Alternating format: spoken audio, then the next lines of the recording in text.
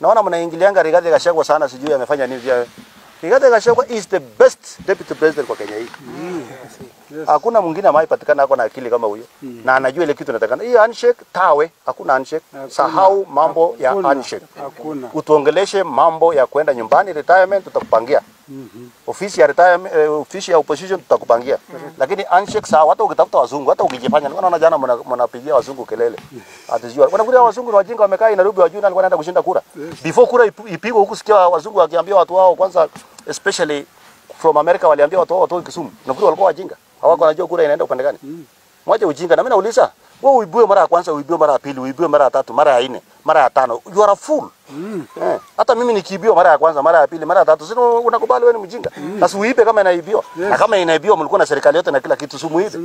Muachana na Chupukati. Muachana na Rigathi Gachagua. Muachana na Ishugwa. Muachana na hao watu wote.